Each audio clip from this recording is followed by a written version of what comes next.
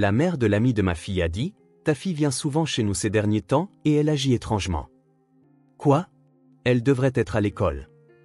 Et si nous observions ta maison ensemble demain après-midi? Le lendemain, nous nous sommes cachés ensemble dans le placard. Puis, j'ai entendu la porte d'entrée s'ouvrir, et j'ai eu le souffle coupé. Avant de commencer l'histoire, n'oubliez pas de laisser un like et de vous abonner à la chaîne pour voir plus d'histoires comme celle-ci. Dans une maison de banlieue où la douce lumière printanière filtrait par les fenêtres, Allison Williams effectuait sa routine matinale en toute hâte. Allison travaillait comme chef de projet dans une entreprise informatique et avait des réunions prévues tôt ce matin-là. Pendant qu'elle préparait son café dans la cuisine, elle jeta un coup d'œil à l'horloge. Il était déjà 7h30. « Anna, tu es réveillée?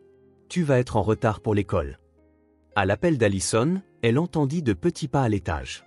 Sa fille de 8 ans, Anna, descendait les escaliers. Anna était une petite fille au sourire éclatant et aux grands yeux saisissants. Elle avait beaucoup d'amis et parlait toujours joyeusement de l'école. « Bonjour, maman. » Anna s'assit à la table de la salle à manger, en uniforme, son sac à dos sur les épaules. Tandis qu'Allison préparait le petit déjeuner pour sa fille, elle organisait mentalement le programme de sa journée. 2 réunions importantes le matin, un rendez-vous client l'après-midi, puis un rapport d'avancement sur un projet majeur en soirée. Elle rentrerait encore tard. « Anna, je suis désolée. Je vais encore rentrer tard aujourd'hui, » dit Allison à sa fille d'un ton d'excuse. Dernièrement, elle avait l'impression de répéter ces mots sans cesse. Mais le grand projet qui lui avait été confié à l'entreprise était important. C'était un moment crucial. « Ce n'est pas grave, maman, » répondit Anna avec un sourire. C'était une réponse posée. En regardant sa fille, Allison sentit son cœur se serrer un peu. Était-ce vraiment juste de faire endurer tant de choses à une enfant de 8 ans? Mais Anna comprenait. C'était une gentille fille. C'est ce qu'elle se disait. Son mari, Tom, était en voyage d'affaires cette semaine. Tom était un architecte talentueux qui gérait plusieurs projets d'envergure, ce qui l'obligeait à s'absenter souvent. En apparence, il formait une famille heureuse. Il vivait dans une belle maison de banlieue, menait des carrières épanouissantes et avait une adorable fille. Le genre de famille que n'importe qui envierait. Quand Allison arriva au bureau, elle entra directement en réunion. Le nouveau projet de développement de système atteignait une phase critique et ses décisions engageaient des millions de dollars. Les membres de l'équipe attendaient ses instructions. Allison se concentra sur son travail. Elle trouvait cet emploi gratifiant. Elle était fière d'être reconnue pour ses compétences et de se voir confier un poste important. Ce soir-là, Allison rentra chez elle épuisée, peu après 21h. Lorsqu'elle ouvrit la porte d'entrée, seule la lumière du salon était allumée dans la maison silencieuse. Une faible lueur filtrait de la chambre de sa fille à l'étage. « Anna, tu as dîné ?» En montant les escaliers, Allison appela en direction de la chambre de sa fille. Quand elle ouvrit la porte, Anna faisait ses devoirs à son bureau. « Oui, j'ai mangé. » Anna se retourna et sourit. Mais pour Allison, ce sourire semblait un peu fatigué. Était-ce simplement son imagination? Dernièrement, elle avait le sentiment que sa fille n'avait plus autant d'énergie qu'avant, mais elle n'avait que 8 ans. Bien sûr, elle pouvait être fatiguée par l'école parfois. Pensant cela, Allison n'y prêta pas plus d'attention. « C'est bien, ma chérie. Maintenant, va te coucher. Tu as école demain, n'est-ce pas? » « D'accord. Bonne nuit, maman. » Allison caressa doucement la tête de sa fille et quitta la pièce. Après avoir pris une douche et être retournée dans sa chambre, elle s'effondra sur le lit. Tout son corps était lourd de fatigue. Demain serait une autre journée chargée. Et le jour d'après, et celui d'après encore, jusqu'à ce que ce projet soit terminé, ce rythme effréné continuerait. Le lendemain matin, alors qu'Allison préparait son café dans la cuisine, Anna descendit plus tôt que d'habitude.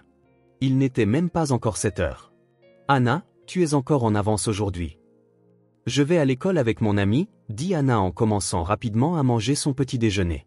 Dernièrement, sa fille quittait la maison tôt le matin. Apparemment, elle rejoignait des amis. « Je vois. Passe une bonne journée. Fais attention. »« J'y vais. » Anna quitta la maison avec un sourire. Allison regarda par la fenêtre la petite silhouette de sa fille s'éloigner. Un après-midi de week-end, Allison termina le travail plus tôt pour une fois et se rendit au centre commercial. C'était un temps de repos précieux entre 2 projets. En regardant les vêtements de printemps, elle put enfin détendre ses épaules. Ces derniers temps, Elle avait été tellement absorbée par le travail qu'elle n'avait presque plus de temps pour elle. Au rayon des vêtements pour femmes, alors qu'elle prenait un chemisier, quelqu'un l'appela « Allison, ça fait longtemps ». Quand elle se retourna, elle vit une femme qu'elle reconnaissait, Jennifer Thompson, la mère d'Emily, l'amie de Hannah. Jennifer était une femme qui avait toujours un sourire chaleureux. Elle s'était rencontrée quelques fois lors d'événements scolaires, et Allison avait l'impression qu'elle était d'un contact facile. « Jennifer, comment vas-tu » Allison la salua avec un sourire, mais en y regardant de plus près, l'expression de Jennifer avait quelque chose de différent de sa douceur habituelle. Elle semblait un peu tendue, le visage grave. « Dis, tu as une minute ? Que dirais-tu d'un thé » Il n'y avait plus qu'une simple courtoisie dans les mots de Jennifer. Allison hocha la tête et les deux femmes se dirigèrent vers un café du centre commercial. Un après-midi de week-end, le café était animé par les familles et les couples. Les deux femmes choisirent une table tranquille au fond et s'assirent. Jennifer prit une gorgée de café, puis posa la tasse sur la table. Ensuite, elle regarda Allison droit dans les yeux. Ce regard sérieux donna à Allison le pressentiment qu'on allait lui annoncer quelque chose de désagréable. « En fait, je dois te parler de Hannah. » Au mot de Jennifer, le cœur d'Allison manqua un battement. Était-il arrivé quelque chose à sa fille? Un accident, une blessure, ou avait-elle causé des problèmes à l'école? Non, Hannah n'était pas ce genre d'enfant. Hannah, il s'est passé quelque chose? Allison se pencha en avant.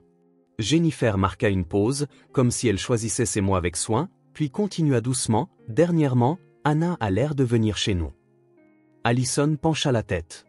Hannah allait chez Jennifer? Cela signifiait-il qu'elle jouait avec Emily? Si c'était le cas, cela ne devrait pas être un problème. Au contraire, le fait qu'elle puisse jouer chez une amie n'était-il pas la preuve que sa fille devenait sociable? Je ne savais pas. C'est bien qu'elle s'entende bien avec Emily. Je te remercie. Mais Jennifer secoua la tête. Son expression devint encore plus grave. Non, Allison. Hannah ne vient pas après l'école. Elle vient pendant la journée, en semaine. Pendant un instant, Allison ne comprit pas le sens de ces mots. Pendant la journée, en semaine.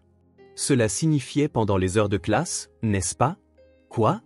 Mais elle devrait être à l'école. Le ton d'Allison monta. Pas assez fort pour faire se retourner les autres clients, mais son agitation était clairement perceptible dans sa voix. Jennifer hocha doucement la tête. C'est exact. Je ne l'ai pas remarqué au début, mais il y a environ une semaine, notre sonnette a commencé à retentir.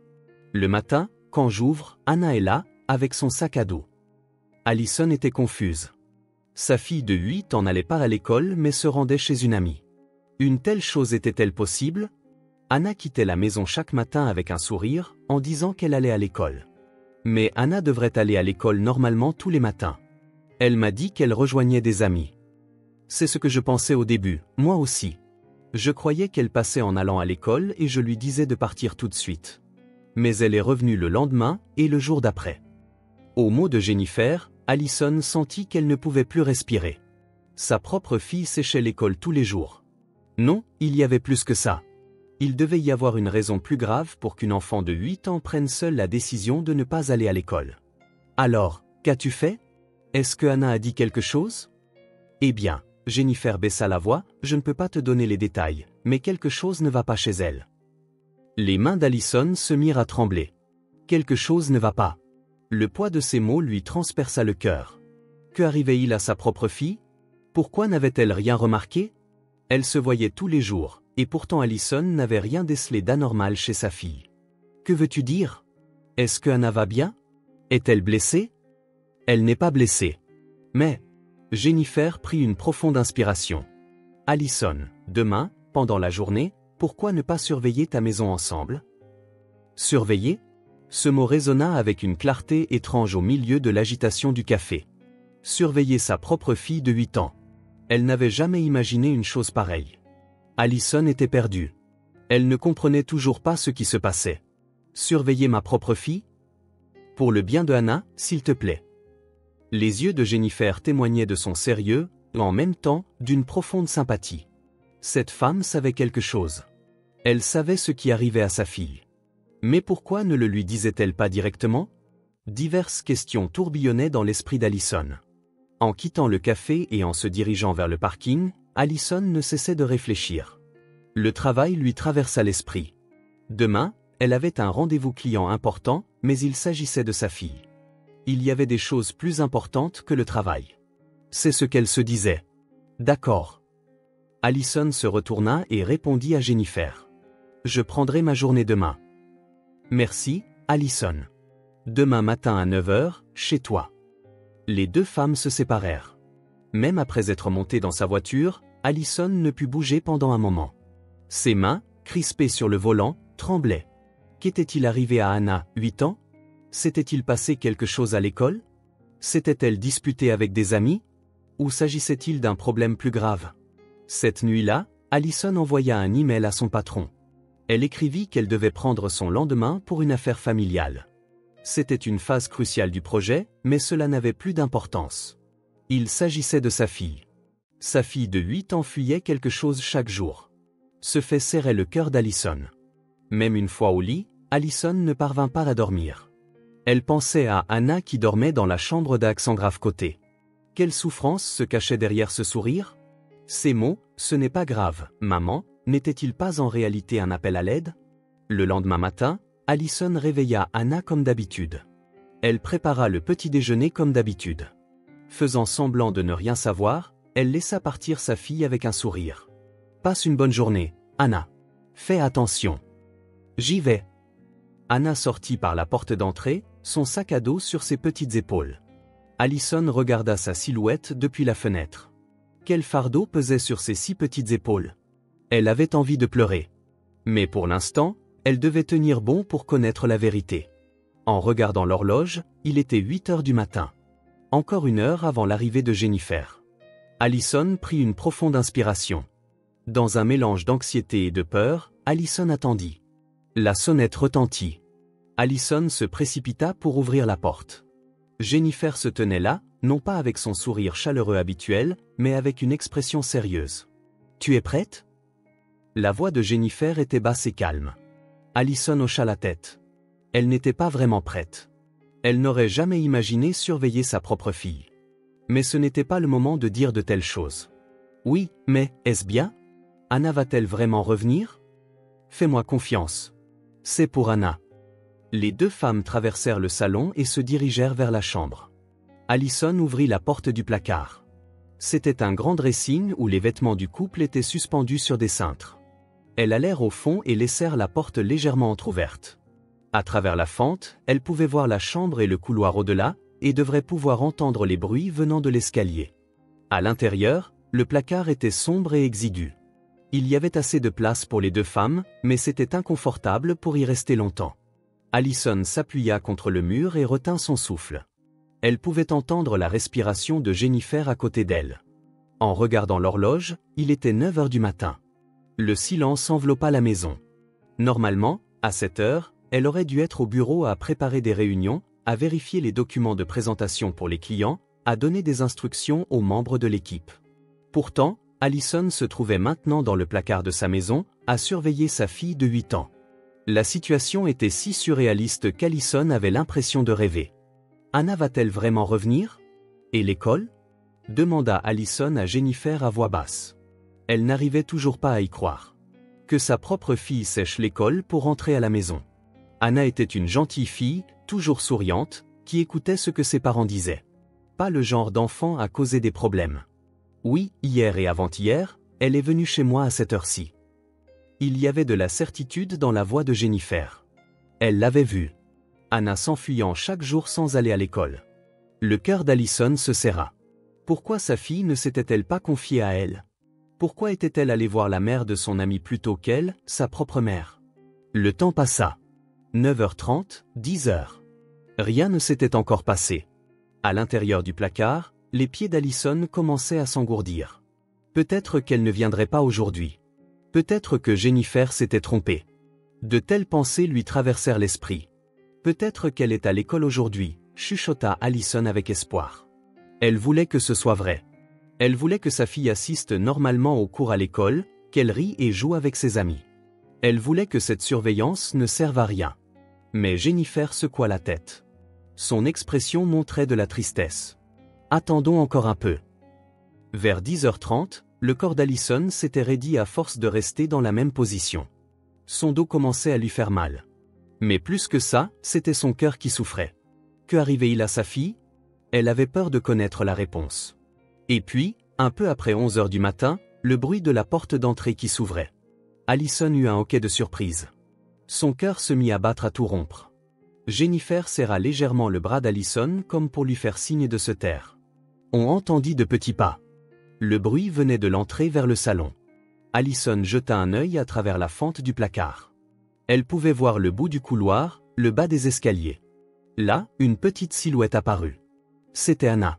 Sa fille de 8 ans était entrée seule dans la maison, portant encore son sac à dos, pendant les heures de classe, en uniforme, avec son cartable. Mais pas à l'école, à la maison. Allison faillit crier, mais Jennifer lui serra la main pour l'arrêter. Pas encore, dit-elle dans un murmure. Anna entra lentement dans le salon. Son dos paraissait bien plus petit et plus fragile que lorsqu'elle était partie ce matin.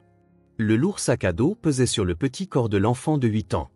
En voyant cette silhouette, la poitrine d'Allison se serra. Anna, en entrant dans le salon, posa son sac à dos à côté du canapé. Puis elle s'assit sur le canapé. Le mouvement semblait très las. C'était comme si la fatigue d'un adulte terminant une longue journée suintait du petit corps de sa fille de 8 ans. Et puis Anna se couvrit le visage de ses deux mains. À cet instant, Allison comprit ce que sa fille s'apprêtait à faire. Les petites épaules de Anna se mirent à trembler en retenant ses sanglots.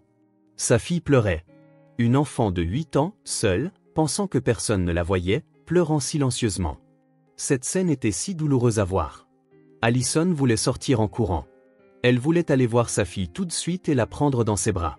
Elle voulait lui demander pourquoi elle pleurait. Elle voulait qu'elle lui dise tout ce qui s'était passé. Mais la main de Jennifer retenait Allison. Pas encore. La petite voix de Jennifer résonna dans le placard. Allison retint ses larmes. Sa propre fille souffrait et elle ne pouvait rien faire, juste se cacher et regarder. Cette impuissance déchirait le cœur d'Allison. Anna continua de pleurer pendant plusieurs minutes sans faire de bruit. Juste en secouant les épaules pour que personne n'entende, pour que personne ne voie. Pleurer seule. Pouvait-il y avoir une raison en ce monde pour qu'une enfant de 8 ans doive pleurer dans une telle solitude? Finalement, Anna cessa de pleurer. Elle releva le visage et essuya ses larmes avec ses mains. Puis elle se leva lentement et ramassa son sac à dos. Elle commença à se diriger vers les escaliers, allant probablement dans sa chambre. Des larmes coulaient sur les joues d'Allison. Ce n'était pas seulement sa fille qui pleurait en étouffant sa voix. La mère aussi pleurait de la même manière à l'intérieur du placard, en retenant ses sanglots. On entendit le bruit de Anna montant les escaliers. Puis le bruit d'une porte qui se ferme. Le silence revint. Jennifer relâcha enfin la main d'Allison. Allison sortit du placard. Ses pieds étaient engourdis et elle marchait avec difficulté. Mais plus que ça, son cœur lui faisait mal. La douleur physique n'était rien. En entrant dans le salon, des traces des larmes de sa fille restaient sur le canapé. Non, même si elle n'était pas visible, sa fille avait sûrement pleuré ici tous les jours, seule, incapable de le dire à qui que ce soit parce que sa mère était occupée par le travail, parce qu'elle ne voulait pas l'inquiéter. Ma fille de 8 ans souffrait de cette façon. Allison sentit ses genoux se dérober. Jennifer la soutint. Les deux femmes restèrent là sans rien dire pendant un moment. De l'étage, on entendait de faibles bruits. Anna faisait probablement quelque chose dans sa chambre. Allison prit une décision. Elle irait voir sa fille tout de suite et entendrait tout. Il n'était plus temps de se cacher. En tant que mère, elle devait protéger sa fille. Quelle que soit la vérité qui l'attendait, elle devait l'accepter. Allison commença à monter les escaliers. Pas à pas, ses pieds semblaient lourds. Son cœur battait la chamade. Debout devant la porte de la chambre de sa fille, elle ne put bouger pendant un instant. Derrière cette porte se trouvait la vérité. La souffrance que portait sa fille était là. Elle frappa doucement mais fermement. Anna. La voix d'Allison tremblait. De l'intérieur de la pièce, on perçut une agitation. Un bruit, comme si on cachait quelque chose. Puis de petits pas s'approchant de la porte. La porte s'ouvrit. Anna se tenait là. Ses yeux étaient rouges et gonflés. Il était évident au premier coup d'œil qu'elle venait de pleurer. Le visage de sa fille pâlit en voyant sa mère. « Maman, pourquoi ?» La voix de Anna était faible et tremblante. Comme une enfant prise en faute, elle avait une expression effrayée. Allison s'agenouilla devant sa fille. Pour croiser son regard, pour parler à la même hauteur que sa fille de 8 ans. Et l'école? À cette question, Anna resta silencieuse. Elle se mordit la lèvre et baissa les yeux. Elle ne pouvait pas répondre. Non, elle ne voulait pas répondre. Ce silence disait tout. Allison prit la main de sa fille. Elle était petite et froide. « Descendons. Dis-moi ce qui se passe. » Les deux descendirent les escaliers. Dans le salon, Jennifer attendait. Anna regarda Jennifer avec une expression légèrement surprise, mais elle sembla comprendre tout de suite. La mère d'Emily avait tout raconté à sa propre mère. Les trois s'assirent sur le canapé. Anna s'assit au milieu, avec les deux mères de chaque côté. Pendant un moment, personne ne dit rien. Seul le tic-tac de l'horloge résonnait dans le salon silencieux. Jennifer fut la première à parler. « Allison. Anna est venue chez nous ces derniers temps et a pleuré toute la journée. » Allison regarda Jennifer. Puis elle regarda sa fille. Anna continuait de regarder par terre, ne disant rien. « Pourquoi ne me l'as-tu pas dit, Anna ?»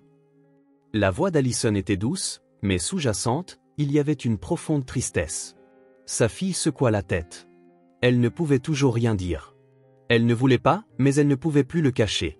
Ce conflit faisait trembler le petit corps de l'enfant de 8 ans. Anna appela doucement Jennifer. « Tu n'as plus besoin de porter ça toute seule. Dis-le à ta maman. » Ces mots firent céder quelque chose. Les larmes débordèrent à nouveau des yeux de Anna. Son petit corps se mit à trembler. Puis, comme si un barrage cédait, les mots se déversèrent. « Maman, je suis désolée, » dit Anna à travers ses larmes. Allison serra sa fille contre elle. Son petit corps tremblait violemment. « On me harcèle à l'école. » Au moment où elle entendit ces mots, le monde d'Allison s'arrêta. Harcèlement. Sa fille de 8 ans était harcelée. Ce fait transperça le cœur d'Allison. « Pourquoi? Pourquoi ne me l'as-tu pas dit ?» Allison serra sa fille fort contre elle. Anna continua de pleurer dans les bras de sa mère. « Maman, tu avais toujours l'air si occupée. » Les mots de Anna tranchèrent le cœur d'Allison. « Je ne voulais pas t'inquiéter. Maman, tu es toujours si fatiguée. » Une enfant de 8 ans avait pris en considération les sentiments de sa mère et avait caché sa propre souffrance. Elle avait quitté la maison avec un sourire chaque matin pour ne pas inquiéter sa mère. Quand elle avait dit « Ce n'est pas grave, maman », ce n'était vraiment pas grave du tout. Mais elle avait enduré parce qu'elle ne voulait pas être un fardeau pour sa mère occupée. « Je suis désolée. Je suis désolée. » Allison s'excusa encore et encore. Elle ne pouvait retenir ses larmes. Qu'avait-elle fait? Absorbée par le travail, elle n'avait pas remarqué la souffrance de sa fille. Elle se voyait tous les jours, et pourtant, elle n'avait pas vu le SOS de sa fille. Jennifer aussi avait les larmes aux yeux. Elle frotta doucement le dos de Anna. « Anna, que s'est-il passé? Raconte-nous en détail. » Allison essuya ses larmes et regarda le visage de sa fille. Anna commença lentement à parler. « Les filles de ma classe disent des méchancetés sur moi. » Les mots sortant de la bouche de sa fille de 8 ans étaient si lourds. Au début, c'était juste une personne, mais peu à peu, d'autres enfants s'y sont mis, continua Anna d'une voix tremblante. Quand je vais à l'école, tout le monde m'ignore. Personne ne veut me parler. Pendant la récréation, je suis toute seule. Allison serra les dents. Sa fille de 8 ans avait passé chaque journée dans un tel environnement. Et quand elle rentrait à la maison, elle ne pouvait pas le dire à sa mère occupée. « L'as-tu dit à ton professeur ?» Oui, acquiesça Anna. Mais le professeur a juste dit « Soyez gentils les uns avec les autres », et rien n'a changé. L'école n'avait pas protégé sa fille non plus. Face à ce constat, Allison sentit la colère monter. Mais plus que ça, elle ressentait de la colère contre elle-même. En tant que mère, elle aurait dû être la première à le remarquer. Alors, je ne pouvais plus aller à l'école. Anna hocha légèrement la tête. Le matin, quand je quitte la maison, j'ai l'intention d'aller à l'école. Mais quand j'arrive devant l'école, mes pieds refusent d'avancer. Sa fille de 8 ans avait vécu ce combat chaque matin. Elle savait qu'elle devait aller à l'école, mais elle ne le pouvait pas. Et n'ayant nulle part où aller, sa fille était allée chez la mère d'Emily. Seule la maman d'Emily était gentille avec moi. Anna regarda Jennifer. Jennifer sourit doucement. La première fois que j'y suis allée, je pensais que je me ferais gronder, mais tante Jennifer m'a fait du thé et m'a écouté. Bien sûr, dit Jennifer. Tu n'es pas seule. Allison regarda Jennifer avec gratitude. Sans cette femme, Allison n'aurait peut-être jamais réalisé la souffrance de sa fille, et les choses auraient pu devenir encore plus irréparables. Anna.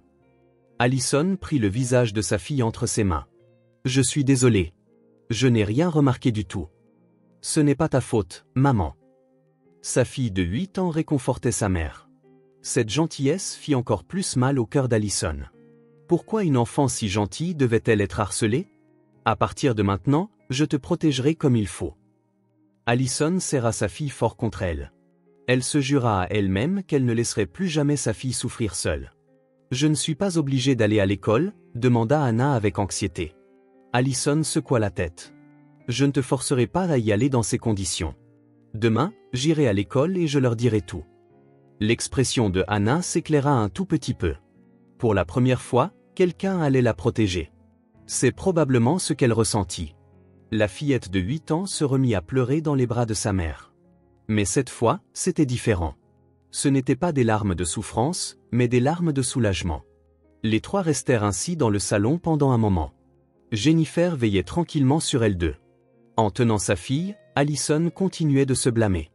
Absorbée par le travail, elle avait perdu de vue ce qui était le plus important. Elle n'avait pas su remarquer le SOS de sa fille. Mais il n'était pas trop tard. À partir de maintenant, elle changerait tout pour protéger sa fille. En tant que mère, elle ferait ce qu'elle devait vraiment faire. Les pleurs de Anna se calmèrent progressivement. Dans les bras d'Allison, sa fille respirait doucement, comme soulagée. Elle avait enfin pu déposer le fardeau qu'elle portait seule depuis si longtemps. Le lendemain, Allison se rendit à l'école. Lorsqu'elle entra dans le bureau du directeur, celui-ci et le professeur principal l'attendaient. Allison parla d'un ton calme, mais avec une forte volonté. Ma fille de 8 ans est victime de harcèlement. Laissez-moi vous expliquer la situation en détail. Le directeur écouta avec une expression sérieuse. Le professeur principal affichait un air quelque peu perplexe. Allison leur raconta tout ce qu'elle avait entendu de Anna. Les mots méchants, l'ignorance, l'isolement, et comment rien n'avait changé même après avoir consulté le professeur. Nous allons mener l'enquête, dit le directeur. Nous parlerons aux personnes concernées immédiatement. Cependant, la réaction de l'école fut lente. Même après une semaine, 2 semaines, aucune mesure d'amélioration concrète ne fut présentée. Les élèves qui avaient harcelé Anna furent suspendus, mais leurs parents affirmèrent « Mon enfant n'a rien fait de mal et Anna en fait toute une histoire ». Allison se sentit en colère. Elle ne pouvait pas laisser sa fille dans une école incapable de protéger une enfant de 8 ans. « Je vais la changer d'école ». Allison consulta Tom et prit la décision.